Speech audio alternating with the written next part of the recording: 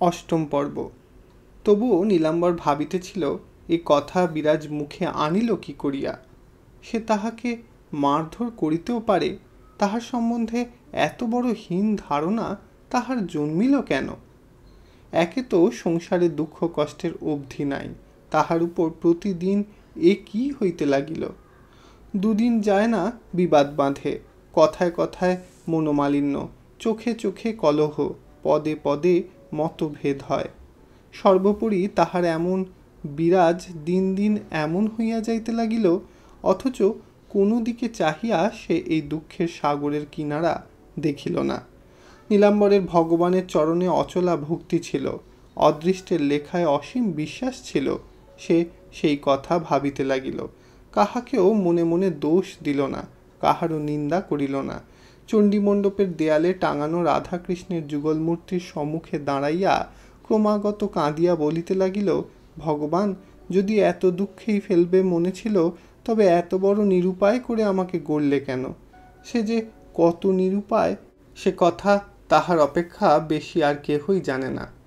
লেখাপড়া শিখে নাই, কোনো রকমের কাজকর্ম জানিত না, জানিত শুধু দুঃখীর সেবা করিতে, শিখিয়াছিল শুধু ভগবানের নাম করিতে। তাহাতে পরের দুঃখ ঘুচিত বটে, কিন্তু অসময়ে আজ নিজের দুঃখ ঘুচিবে কি করিয়া? আর তাহার কিছুই নাই, সমস্ত গিয়াছে। তাই দুঃখের জ্বালায় কতদিন সে মনে মনে ভাবিয়াছে এখানে আর থাকিবে না, বিরাজকে লইয়া যেখানে দুচোখ যায় যাইবে। কিন্তু এই সাত পুরুষের ভিটা ছাড়িয়া কোন দেবমন্দিরের দ্বারে বসিয়া কোন গাছের তলায় শুইয়া সে সুখ পাইবে? এই ক্ষুদ্র নদী, এই গাছপালায় ঘেরা বাড়ি, এই ঘরে বাহিরে আজন্ম পরিচিত লোকের মুখ সমস্ত ছাড়িয়া সে কোন দেশে কোন স্বর্গে গিয়া একটা দিনও বাঁচিবে? এই বাটিতে তাহার মা মরিয়াছে, এই চণ্ডীমণ্ডপে সে তাহার মুমূর্ষু পিতার শেষ সেবা করিয়া গঙ্গায় দিয়া আসিয়াছে, এইখানে সে পুঁটিকে মানুষ করিয়াছে, তাহার বিবাহ দিয়াছে। এই ঘর বাড়ির মায়া সে কেমন করিয়া কাটাইবে? সে সেইখানে বসিয়া পড়িয়া দুই হাতে মুখ ঢাকিয়া রুদ্ধস্বরে কাঁদিতে লাগিল। আর এই কি তাহার সব দুঃখ? তাহার বোনটিকে সে কোথায় দিয়া আসিল তাহার একটা সংবাদ পর্যন্ত পাওয়া যাইতেছে না। কতদিন হইয়া গেল তাহার মুখ দেখে নাই, তাহার সুতীক্ষ্ণ কণ্ঠের দাদা ডাক শুনিতে পায় নাই। পরের ঘরে সে কি দুঃখ পাইতেছে, কত কান্না কাঁদিতেছে, কিছুই সে জানিতে পারে নাই। অথচ বিরাজের কাছে তাহার নামটি পর্যন্ত করিবার জো নাই। সে তাহাকে মানুষ করিয়াও এমন করিয়া ভুলিতে পারিল, কিন্তু সে ভুলিবে কি করিয়া? তাহার মায়ের পেটের বোন হাতে কাঁখে করিয়া বড় করিয়াছে, যেখানে গিয়াছে সঙ্গে করিয়া গিয়াছে, সেজন্য কত কথা কত উপহাস সহ্য করিয়াছে, কিন্তু কিছুতেই পুঁটিকে কাঁদাইয়া রাখিয়া ঘর ছাড়িয়া এক পা যাইতে পারে নাই। এসব কথা শুধু সে জানে, আর সেই ছোট বোনটি জানে। বিরাজ জানিয়াও জানে না, একটা কথা পর্যন্ত বলে না। পুঁটির সম্বন্ধে সে যেন পাষাণ মূর্তির মতো একেবারে চিরদিনের জন্য নির্বাক হইয়া গিয়াছে। সে যে মনে মনে তাহার সেই নিরপরাধা বোনটিকে অপরাধী করিয়া রাখিয়াছে, এ চিন্তা তাহাকে শূলের মতো বিঁধিত। কিন্তু এ সম্বন্ধে এক বিন্দু আলোচনার পথ পর্যন্ত ছিল না। কোনো একটা কথা বলিতে গেলেই বিরাজ থামাইয়া দিয়া বলে, ওসব কথা থাক, সে রাজরানী হোক, কিন্তু তার কথায় কাজ নেই। এই রাজরানী কথাটা বিরাজ এমনভাবে উচ্চারণ করিয়া উঠিয়া যাইত যে নীলাম্বরের বুকের ভিতরটা জ্বালা করিতে থাকিত। পাছে তাহার উপর গুরুজনের অভিসম্পাত পড়ে, পাছে কোনো অকল্যাণ হয়, এই আশঙ্কায় সে মনে মনে ব্যাকুল হইয়া উঠিত। ঠাকুরের কাছে প্রার্থনা করিত, লুকাইয়া হরির লুঠ দিয়া নদীতে ভাসাইয়া দিত। এমনই করিয়া তাহার দিন কাটিতেছিল। দুর্গা পূজা আসিয়া পড়িল। সে আর থাকিতে না পারিয়া গোপনে কয়েকটা টাকা সংগ্রহ করিয়া একখানি কাপড় ও কিছু মিষ্টান্ন কিনিয়া সুন্দরীকে গিয়া ধরিল। সুন্দরী বসিতে আসন দিল, তামাক সাজিয়া দিল। নীলাম্বর আসন গ্রহণ করিয়া তাহার জীর্ণ মলিন উত্তরীয়ের ভিতর হইতে সে কাপড়খানি বাহির করিয়া বলিল, তুই তো তাকে মানুষ করেছিস সুন্দরী, যা একবার দেখে আয়। আর সে বলিতে পারিল না, মুখ ফিরাইয়া চাদরে চোখ মুছিল। সুন্দরী ইহাদের কষ্টের কথা জানিত, গ্রামের সকলেই জানিত। কহিল, সে কেমন আছে বড়বাবু?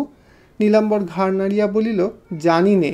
সুন্দরীর বুদ্ধি বিবেচনা ছিল, সে আর প্রশ্ন করিল না। পরদিন সকালেই যাইবে জানাইতে নীলাম্বর কিছু পাথেও দিতে গেল। সুন্দরী তাহা গ্রহণ করিল না, কহিল, না বড়বাবু, তুমি কাপড় কিনে ফেলেছ, না হলে এও আমি নিয়ে যেতাম না। তোমার মতো আমিও যে তাকে মানুষ করেছি। নীলাম্বরের চোখ দিয়া আবার জল গড়াইয়া পড়িল। সে মুখ ফিরাইয়া ক্রমাগত চোখ মুছিতে লাগিল। এমন একটা সমবেদনার কথা সে কাহারও কাছে পায় নাই। সবাই কহে সে ভুল করিয়াছে, অন্যায় করিয়াছে, পুঁটি হইতেই তাহার সর্বনাশ হইয়াছে। উঠিবার উদ্যোগ করিয়া সে সুন্দরীকে বিশেষ করিয়া সাবধান করিয়া দিল, যেন এইসব দুঃখ কষ্টের কথা পুঁটি কোনো মতে না জানিতে পারে। নীলাম্বর চলিয়া গেল। সুন্দরীও এইবার এক ফোঁটা চোখের জল আঁচলে মুছিল। এই লোকটিকে মনে মনে সবাই ভালোবাসিত, সবাই ভক্তি করিত। সেদিন বিজয়ার অপরাহ্ন। বিরাজ শোবার ঘরে ঢুকিয়া দৌড় দিল। সন্ধ্যা না হইতেই কেহ খুড়ো বলিয়া বাড়ি ঢুকিল, কেহ নীলুদা বলিয়া বাহির হইতে চিৎকার করিল। নীলাম্বর শুষ্ক মুখে চণ্ডীমণ্ডপ হইতে বাহির হইয়া সম্মুখে আসিয়া দাঁড়াইল। যথারীতি প্রণাম কোলাকুলির পর তাহারা বৌঠানকে প্রণাম করিবার জন্য ভিতরের দিকে চলিল। নীলাম্বরও সঙ্গে সঙ্গে আসিয়া দেখিল বিরাজ রান্নাঘরেও নাই, শোবার ঘরেরও দ্বার রুদ্ধ। সে করাঘাত করিয়া ডাকিল, ছেলেরা তোমাকে প্রণাম করতে এসেছে বিরাজ। বিরাজ ভিতর হইতে বলিল, আমার জ্বর হয়েছে, উঠতে পারবো না। তাহারা চলিয়া যাইবার খানিক পরেই আবার দ্বারে ঘা পড়িল। বিরাজ জবাব দিল না।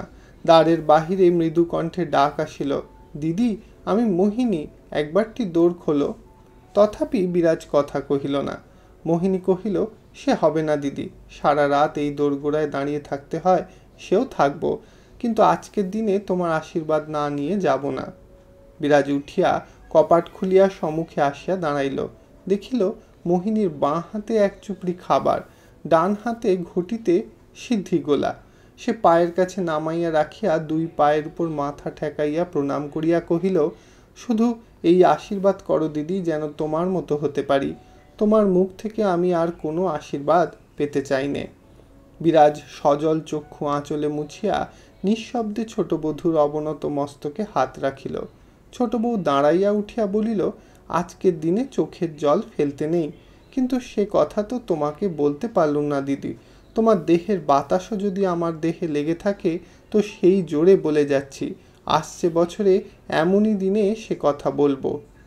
মোহিনী চলিয়া গেলে বিরাজ সেই সব ঘরে তুলিয়া রাখিয়া স্থির হইয়া বসিল।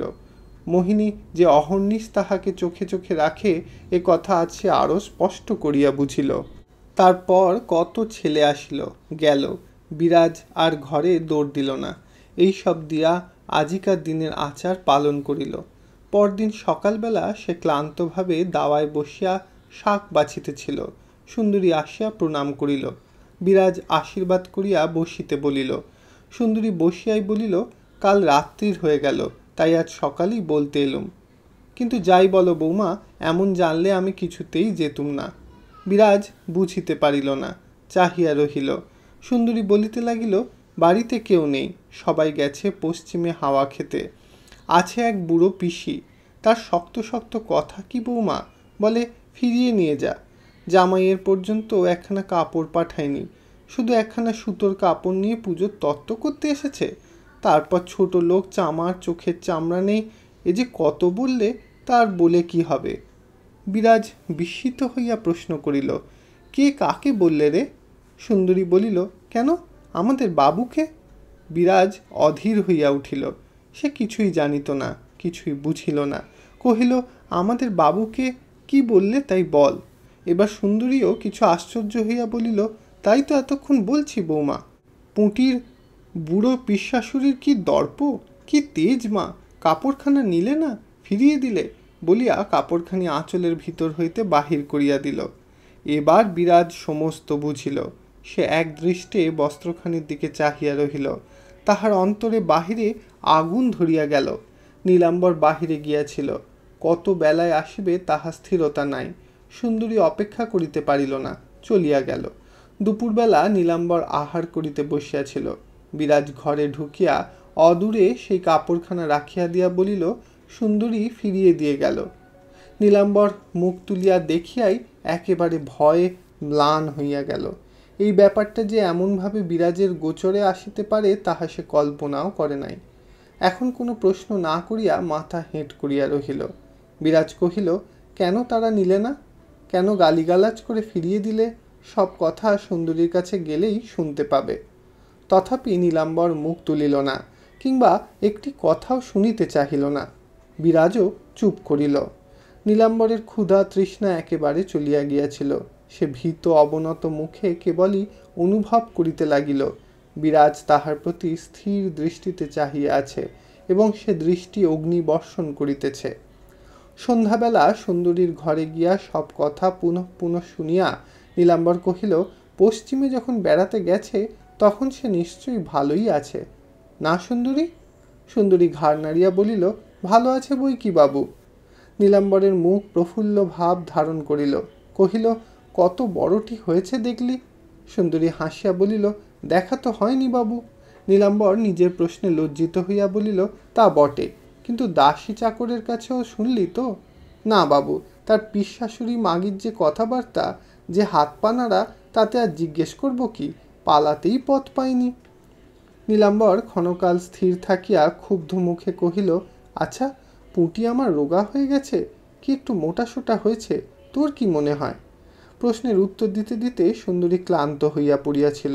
সংক্ষেপে কহিল, মোটাসোটাই হয়ে থাকবে। নীলাম্বর আশান্বিত হইয়া উঠিল।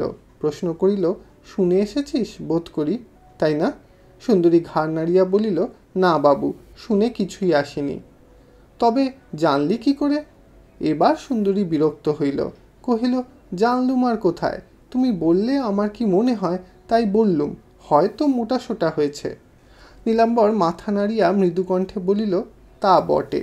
তারপর কয়েক মুহূর্ত সুন্দরীর মুখের দিকে চুপ করিয়া চাহিয়া থাকিয়া একটা নিঃশ্বাস ফেলিয়া উঠিয়া দাঁড়াইল। কহিল, আজ তবে যাই সুন্দরী, আর একদিন আসব। সুন্দরী মনে মনে হাঁপ ছাড়িয়া বাঁচিল। বস্তুত তাহার অপরাধ ছিল না। এক তো বলিবার কিছুই ছিল না, তাহাতে ঘণ্টা দুই হইতে নিরন্তর এক কথা 100 রকম করিয়া বকিয়াও সে নীলাম্বরের কৌতূহল মিটাইতে পারে নাই। তাড়াতাড়ি কহিল, হ্যাঁ বাবু, রাত হলো, আজ এসো, আর একদিন সকালে এলে সব কথা হবে। এতক্ষণে নীলাম্বর সুন্দরীর উৎকণ্ঠিত ব্যস্ততা লক্ষ্য করিল এবং আসি বলিয়া চলিয়া গেল। সুন্দরীর উৎকণ্ঠার একটা বিশেষ হেতু ছিল। এই সময়টায় ওপাড়ার নিতাই গাঙ্গুলি প্রায় প্রত্যহই একবার করিয়া তাহার সংবাদ লইতে পায়ের ধুলা দিয়া যাইতেন। তাহার এই ধুলাটা পাছে মনিবের সাক্ষাতেই পড়ে, এই আশঙ্কায় সে মনে মনে কণ্টকিত হইয়া উঠিতেছিল। যদিও নানা কারণে এখন তাহার কপাল ফিরিয়াছে এবং জমিদারের অনুগ্রহে লজ্জা গর্বেই রূপান্তরিত হইয়া উঠিয়াছে, তথাপি এই নিষ্কলঙ্ক সাধু চরিত্র ব্রাহ্মণের সম্মুখে হীনতা প্রকাশ পাইবার সম্ভাবনায় সে লজ্জায় মরিয়া যাইতেছিল। নীলাম্বর চলিয়া গেলে সে পুলকিত চিত্তে দ্বার বন্ধ করিতে আসিল, কিন্তু সম্মুখে চাহিতেই দেখিল নীলাম্বর ফিরিয়া আসিতেছে। সে দৌড় ধরিয়া বিরক্ত মুখে অপেক্ষা করিয়া রহিল। তাহার মুখে দ্বাদশীর চাঁদের আলো পড়িয়াছিল। নীলাম্বর কাছে আসিয়া একবার ইতস্তত করিল। তাহার পর চাদরের খুঁট হইতে খুলিয়া একটি আধুলি বাহির করিয়া সলজ্জ মৃদু কণ্ঠে বলিল, তোর কাছে বলতে তো লজ্জা নেই সুন্দরী, সবই জানিস, এই আধুলিটি শুধু আছে, নে, বলিয়া হাত তুলিয়া দিতে গেল। সুন্দরী জিভ কাটিয়া পিছাইয়া দাঁড়াইল। নীলাম্বর বলিল, কত কষ্ট দিলাম, যাওয়া আসার খরচ পর্যন্ত দিতে পারিনি। আর সে বলিতে পারিল না, কান্নায় তাহার গলা বন্ধ হইয়া আসিল। সুন্দরী এক মুহূর্ত কি ভাবিল, পরক্ষণে হাত পাতিয়া বলিল, দাও, তুমি যাই হও আমার চিরদিনের মনিব, আমার না বলা সাজে না, বলিয়া আধুলিটি হাতে লইয়া মাথায় ঠেকাইয়া আঁচলে বাঁধিতে বাঁধিতে বলিল, তবে আর একবার ভিতরে এসো, বলিয়া ভিতরে চলিয়া আসিল। নীলাম্বর পিছনে পিছনে উঠানে আসিয়া দাঁড়াইল। সুন্দরী ঘরে ঢুকিয়া মিনিট খানেক পরে ফিরিয়া আসিয়া নীলাম্বরের পায়ের কাছে এক মুঠা টাকা রাখিয়া ভূমিষ্ঠ হইয়া প্রণাম করিয়া পায়ের ধুলা মাথায় লইয়া উঠিয়া দাঁড়াইল। নীলাম্বর বিস্ময়ে হতবুদ্ধি হইয়া চাহিয়া আছে দেখিয়া সে ঈষৎ হাসিয়া বলিল, অমন করে চেয়ে থাকলে তো হবে না বাবু, আমি চিরকালের দাসী, সুদূর হলেও এ জোর শুধু আমারই আছে, বলিয়া হেঁট হইয়া টাকাগুলি তুলিয়া লইয়া চাদরে বাঁধিয়া দিতে দিতে মৃদু কণ্ঠে বলিল, এ তোমারই দেওয়া টাকা বাবু, তীর্থ করব বলে দেবতার নামে তুলে রেখেছিলাম, আর যেতে হলো না। দেবতা নিজে ঘরে এসে নিয়ে গেলেন। নীলাম্বর তখনও কথা কহিতে পারিল না। বেশ করিয়া বাঁধিয়া দিয়া সে বলিল, বৌমা একলা আছেন, আর না, যাও। কিন্তু এই কথা তিনি যেন কিছুতেই না জানতে পারেন। নীলাম্বর কি একটা বলিতে গেল। সুন্দরী বাধা দিয়া বলিয়া উঠিল, হাজার হলেও শুনব না বাবু। আজ আমার মান না রাখলে আমি মাথা খুঁড়ে মরব। তাহার হাতের মধ্যে তখনও চাদরের সেই অংশটা ধরা ছিল। এমন সময়, কি হচ্ছে গো বলিয়া নিতাই গাঙ্গুলি খোলা দরজার ভিতর দিয়া একেবারে প্রাঙ্গণে আসিয়া দাঁড়াইল। সুন্দরী চাদর ছাড়িয়া দিল। নীলাম্বর বাহির হইয়া চলিয়া গেল। নিতাই ক্ষণকাল অবাক হইয়া থাকিয়া বলিল, ও ছোঁড়াটা নীলু না? সুন্দরী মনে মনে রাগিয়া উঠিল, কিন্তু সহজভাবে বলিল, হ্যাঁ, আমার মনিব। শুনি খেতে পায় না এত রাত্রিরে যে? নিতাই জিজ্ঞাসা করিল। সুন্দরী বলিল, কাজ ছিল তাই এসেছিলেন। নিতাই বলিল, ও কাজ ছিল বলিয়া মুখ টিপিয়া একটু হাসিল। ভাবটা এই যে তাহার মতো বয়সের লোকের চোখে ধুলি নিক্ষেপ সহজ কর্ম নয়। সুন্দরীও হাসির অর্থ স্পষ্ট বুঝিল। নিতাইয়ের বয়স 50-এর উপরে গিয়াছে। মাথার চুল 12 আনা পাকিয়াছে। তাহার গোঁফ দাড়ি কামানো, মাথায় শিখা, কপালে সকালের চন্দনের ফোঁটা তখনও রহিয়াছে। সুন্দরী তাহার প্রতি এক দৃষ্টে চাহিয়া রহিল। সে চাহনির অর্থ বোঝা নিতাইয়ের পক্ষে সম্ভব ছিল না। তাই সে কিছু উত্তেজিত হইয়াই বলিয়া উঠিল, অমন করে চেয়ে আছো যে? দেখছি। নিতাই জিজ্ঞাসা করিল, কি দেখছ? দেখছি তোমরাও বামুন, আর যিনি চলে গেলেন তিনিও বামুন, কিন্তু কি আকাশ পাতাল তফাত। সুন্দরী উত্তর করিল। নিতাই কথাটা বুঝিতে না পারিয়া প্রশ্ন করিল, তফাত কিসে? সুন্দরী একটুখানি হাসিয়া বলিল, বুড়ো মানুষ, আর হিমে থেকো না, দাওয়ায় উঠে বসো। মায়েরই বলছি গাঙ্গুলি মশাই, তোমার দিকে চেয়ে ভাবছিলাম আমার মনিবের পায়ের এক ফোঁটা ধুলো পেলে তোমাদের মতো কতগুলি গাঙ্গুলি কত জন্ম উদ্ধার হতে পারে। তাহার কথা শুনিয়া নিতাই ক্রোধে বিস্ময়ে বাকশূন্য হইয়া চাহিয়া রহিল। সুন্দরী একটা কলিকা লইয়া তামাক সাজিতে সাজিতে অত্যন্ত সহজভাবে বলিতে লাগিল, রাগ করো না ঠাকুর, কথাটা সত্যি। আজ বলে নয়, বরাবরই দেখে আসছি তো, আমার মনিবের পৈতে গাছটার দিকে চোখ পড়লে চোখ যেন ঠিকরে যায়। মনে হয় ওর গলার ওপরে যেন আকাশের বিদ্যুৎ খেলা করে বেড়াচ্ছে। কিন্তু তোমাদের দেখো, দেখলেই আমার হাসি পায় বলিয়া খিলখিল করিয়া হাসিয়া উঠিল। প্রথম হইতেই নিতাই ঈর্ষায় জ্বলিতেছিল, এখন ক্রোধে উন্মত্ত হইয়া উঠিল। দুই চোখ আগুনের মতো করিয়া চেঁচাইয়া উঠিল, অত দর্প করিস নে সুন্দরী, মুখ পচে যাবে। সুন্দরী কলিকাটায় ফুঁ দিতে দিতে কাছে আসিয়া সহাস্যে বলিল, কিচ্ছু হবে না, নাও তামাক খাও, বরং তোমার মুখই মোলে পুড়বে না। আমার দুঃখী মনিবকে দেখে ওই মুখে হেসেছ। নিতাই কলিকাটা টান মারিয়া ফেলিয়া দিয়া উঠিয়া দাঁড়াইল। সুন্দরী তাহার উত্তরীয়ের এক অংশ ধরিয়া ফেলিয়া হাসিয়া বলিয়া উঠিল, বসো বসো, মাথা খাও। ক্রুদ্ধ নিতাই নিজের উত্তরীয় সজোরে টানিয়া লইয়া, গোল্লায় যাও, গোল্লায় যাও, নিপাত যাও বলিয়া সাপ দিতে দিতে দ্রুত পদে প্রস্থান করিল। সুন্দরী সেইখানে বসিয়া পড়িয়া খুব খানিকটা হাসিল, তারপর উঠিয়া আসিয়া সদর দরজা বন্ধ করিয়া দিল।